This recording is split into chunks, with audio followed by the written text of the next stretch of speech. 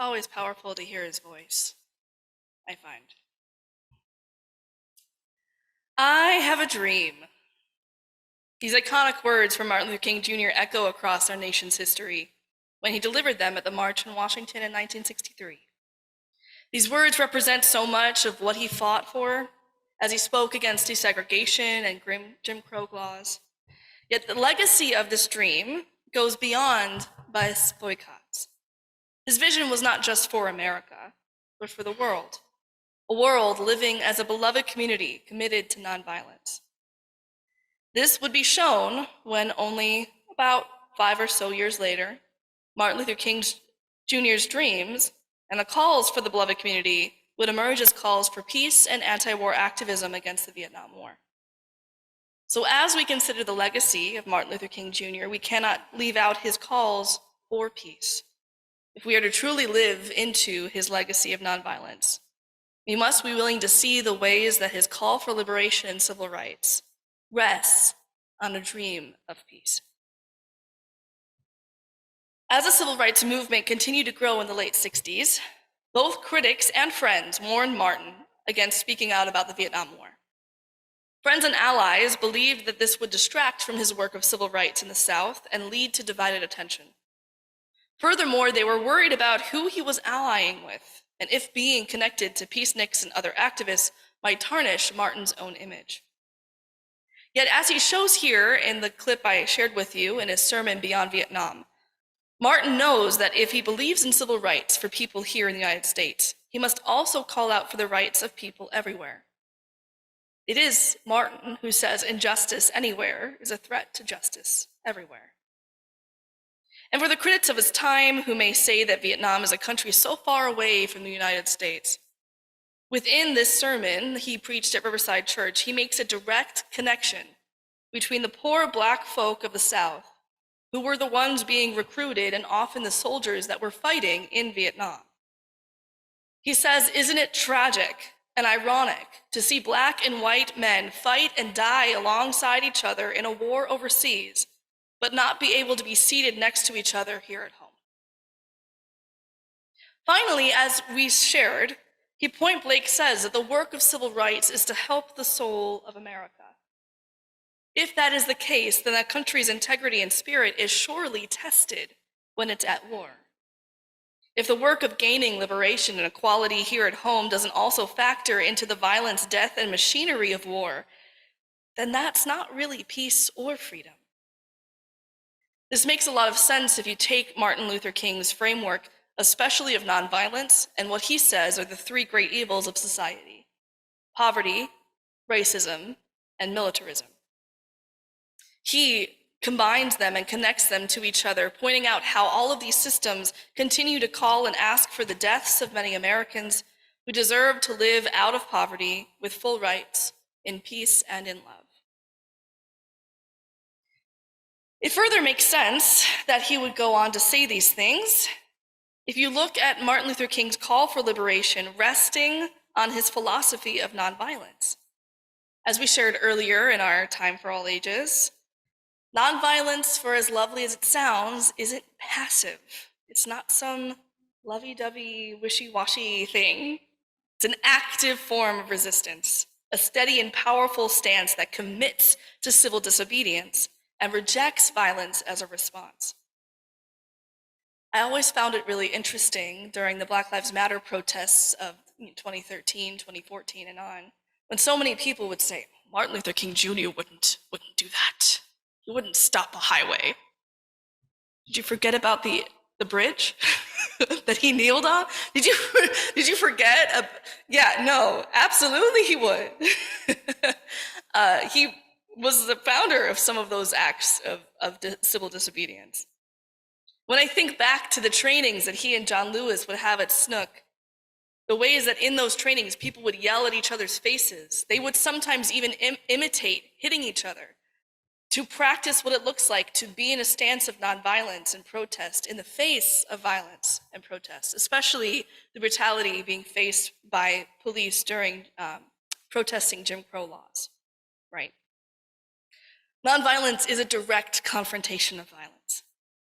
It is a way of claiming You can yell and push all you want. I do not have to respond that way. I can still respond in love.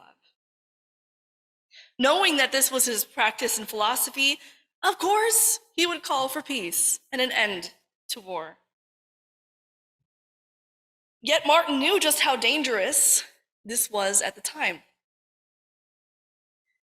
This sermon is powerful for me beyond Vietnam because of a memory I have when I first visited Union Theological Seminary.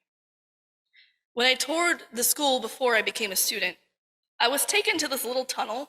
There's actually a little tunnel underneath the street that connects the seminary chapel and buildings to housing, which is right next door to Riverside Church. On the tour, my tour guide told me of the time they smuggled Martin Luther King Jr. through the tunnel after he gave this sermon beyond Vietnam because of the threats of violence that were out against him. In fact, it would be his anti-war stances that would raise up, not the only thing, but raise up the threats of violence that were against him and factored into his death and assassination. Martin knew the stakes. And I'm very well that this congregation also knew the stakes. This community has a very interesting history when it comes to the Vietnam War itself. One of the ministers at the time, Rudy Gelsley, was a very anti-war activist. He was very outspoken against the war at Vietnam. And not everyone in the fellowship agreed about the war. Between his moralistic sermons that both motivated but also antagonized a bunch of the members of the community, division ended up growing. And in time, there were certain people who asked for the resignation of the minister. His ministry lasted about 6 months. Though I'm grateful to Dawn Sangri, who writes this in her history of the fellowship. She has a lovely, wonderful, full history of the fellowship. The division over the war actually started before Rudy came. It was exasperated by a minister who kept creating an injunction that almost felt like shame against other people who didn't have the same perspective. It's important to raise this context up in this fellowship for me. And also to note that this fellowship and this community came through. There were members here who did go to the marches on Washington against the Vietnam War. And this community had faith and love and trust in each other across division to continue to thrive and live well past this era of its history. Phil, I'm looking at you because I know you know this history probably better than I can speak it. Everyone who lived at that time was very well aware of the stakes of the Vietnam War. As Martin knew the stakes, and Martin also knew his faith. He knew that he believed in a God of love, a God that set a vision of peace for all children, all people of the world. He knew that he had a faith that centered on love. Centered on love so much, I'm going to read you this other quote from his sermon Beyond Vietnam. I can't do it as much justice because I don't have his voice. This call for a worldwide fellowship that lifts neighborly concern beyond one's tribe, race, class, and nation is in reality a call for an all-embracing and unconditional love for all humankind. This oft misunderstood, this oft misinterpreted concept, so readily dismissed by the Nietzsches of the world as a weak and cowardly force, has now become an absolute necessity for the survival of humans. When I speak of love, I am not speaking of some sentimental and weak response. I'm not speaking of that force which is just emotional bosh. I'm speaking of that force which all the great religions have seen as a supreme unifying principle of life. Love is somehow the key that unlocks the door which leads to ultimate reality. Find it vital to lift this up as our own faith considers how we are centered on love.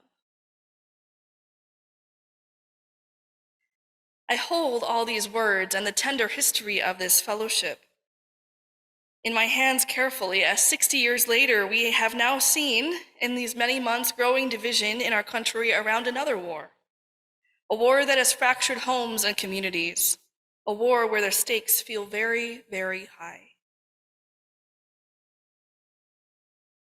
And I know our faith, a faith that speaks to the humanity of each and every one of us, a faith that centers love and calls for the building of beloved community, a faith that brings in our fellowship, people across our differences, that holds us in love in the world we dream in.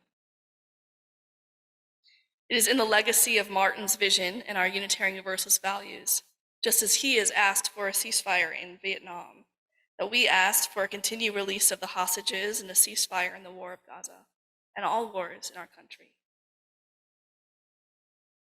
Martin says, we still have a choice today: nonviolent coexistence or violent co-annihilation.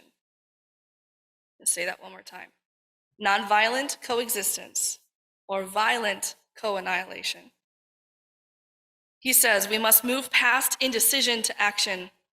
We must find new ways to speak for peace in Vietnam and justice throughout the developing world, a world that borders on our doors. 60 years later, when I dream of a future of true liberation, I share in Martin's vision and dream of peace. I dream of a world that is done with war, done with the endless spirals of violence, done with the murdering of so many civilians, done with the acts of terrorism and violent keeping of hostages, done to the wealth that is stored in the exchange of human life and massive weapons of destruction, done with our legacies of death. I instead want to dream of a world of life, a world centered on love, a world that chooses coexistence.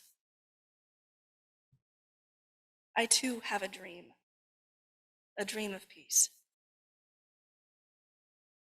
May it be so.